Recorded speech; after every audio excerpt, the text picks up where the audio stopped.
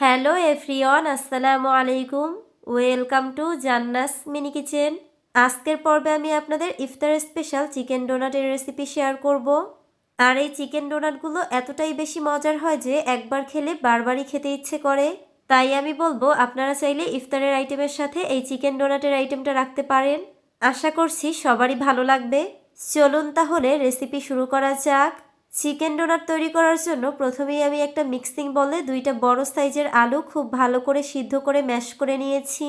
আর এই আলুর মধ্যে দিয়ে দিচ্ছি 1 কাপ পরিমাণ সিদ্ধ চিকেন। এবার পেঁয়াজ কুচি দিয়ে দিচ্ছি 2 টেবিল চামচ আর ধনিয়া পাতা কুচি দিয়ে দিচ্ছি 2 টেবিল চামচ। তার সাথে 1 চা চামচ দিয়ে দিচ্ছি চিলি ফ্লেক্স আর 1 চা চামচ দিয়ে দিচ্ছি ম্যাগি মশলা। চাট মশলা দিয়ে দিচ্ছি 1/2 চা চামচ আর গরম মশলা দিয়ে দিচ্ছি 1/2 চা চামচ। সবশেষে 1/2 চা চামচ জিরার গুঁড়ো আর 1/2 চা চামচ বিট লবণ দিয়ে সব কিছুকে খুব ভালো করে হাত দিয়ে মাখিয়ে নিচ্ছি। আর মাখিয়ে নেওয়া হয়ে গেলে এখান থেকে অল্প কিছুটা পুর নিয়ে হাতে এভাবে করে একটু ছড়িয়ে নিয়েছি। এবার একটা আঙুলের সাহায্যে মাঝখান থেকে একটু ছিদ্র করে দিচ্ছি। এক কথায় বলতে গেলে আমি এখানে ডোনাটের শেপটা দিয়ে দিচ্ছি। আর বাকি পুর দিয়ে একইভাবে আমি সবগুলো ডোনাট তৈরি করে একটা সাইডে রেখে দিচ্ছি। এরপর আমি একটা মিশ্রণ রেডি করে নিব। এর জন্য একটা বাটির মধ্যে 1/2 কাপ ময়দা নিয়ে নিচ্ছি। আর এখানে 1/2 কাপের থেকে একটু বেশি পানি দিয়ে খুব ভালো করে মিক্স করে একটা ব্যাটার তৈরি করে নিচ্ছি। এবার যে আগেই আমি ডোনাটগুলো তৈরি করে রেখেছিলাম সেই ডোনাটগুলো থেকে একটা ডোনাট এই মিশ্রণের মধ্যে দিয়ে দিচ্ছি।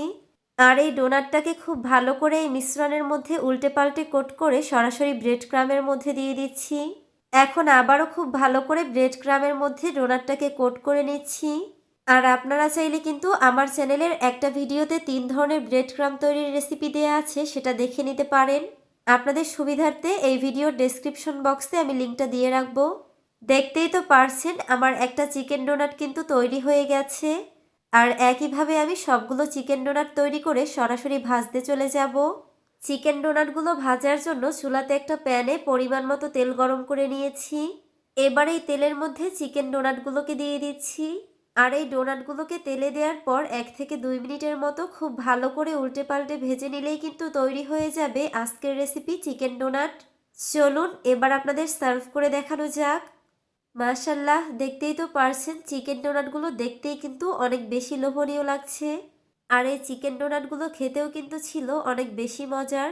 আশা করছি আমার আজকের রেসিপি আপনাদের ভালো লেগেছে। আজকের মতো এখানেই বিদায় নিচ্ছি। সবাই ভালো থাকবেন। আল্লাহ হাফেজ।